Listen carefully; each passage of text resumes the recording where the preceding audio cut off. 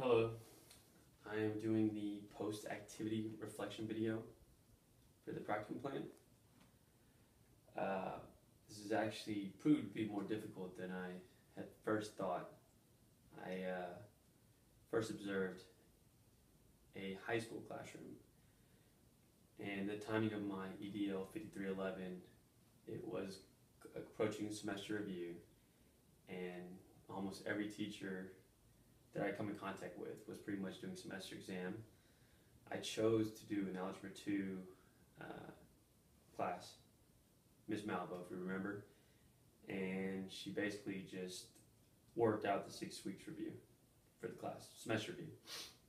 And basically there was not much differentiated instruction.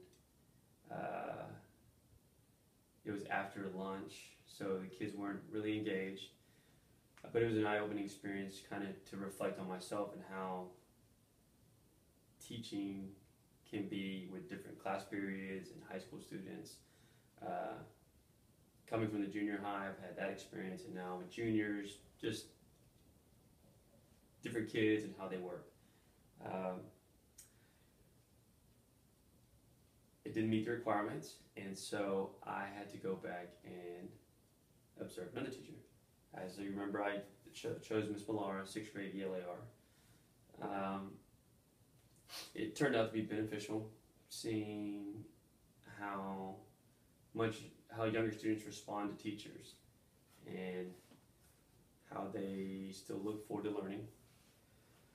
So that was a big difference in grade levels from doing the activity twice. So that was something I really did benefit from. As far as my analysis of her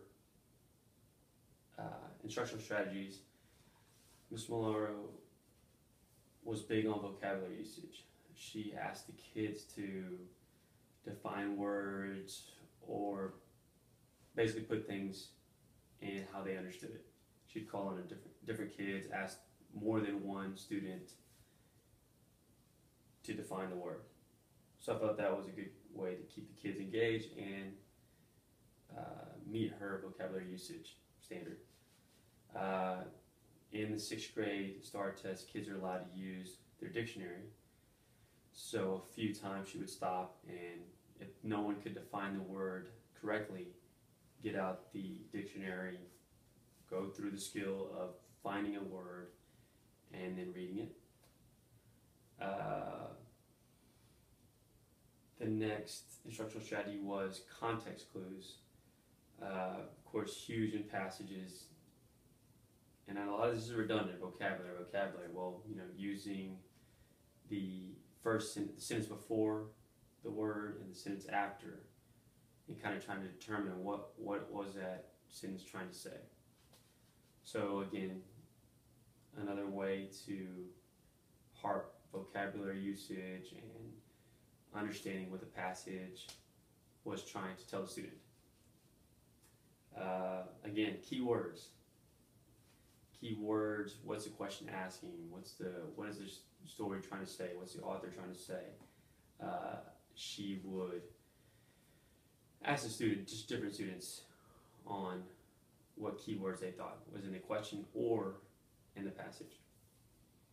And lastly, focusing on main ideas, pretty self-explanatory.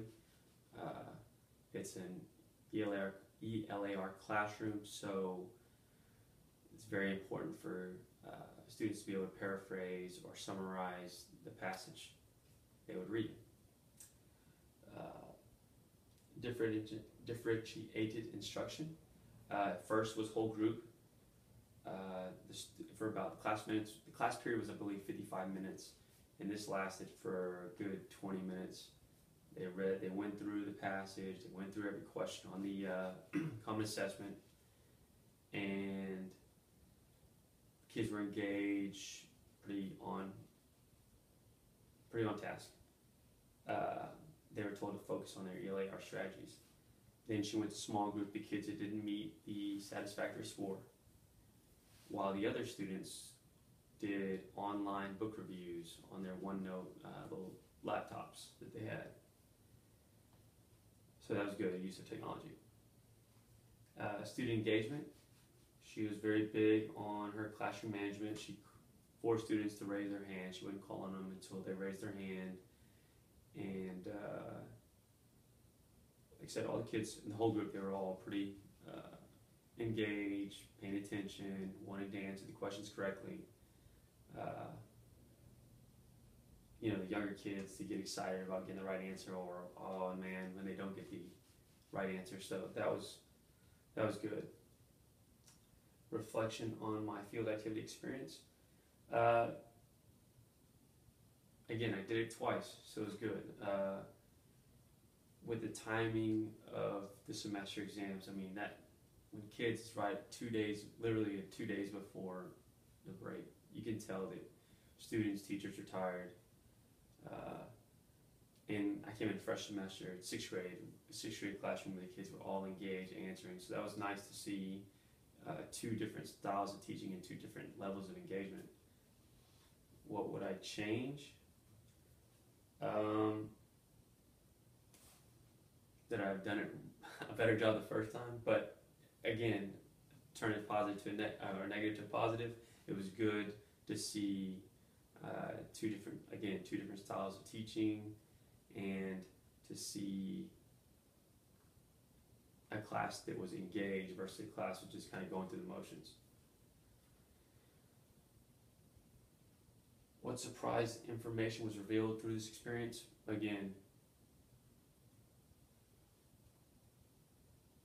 classroom management is probably the most we go into strategies about data and why kids are missing the wrong answer, and classroom management may be one of the biggest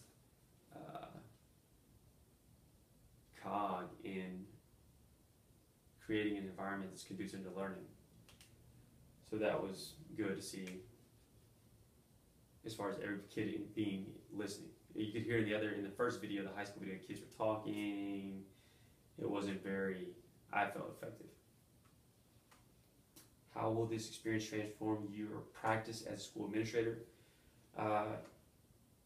Being aware of different teachers and holding people to the higher standard, and giving them feedback. So again, this assignment was a lot more difficult than I anticipated, but I felt it was a good learning experience. So I look forward to the future.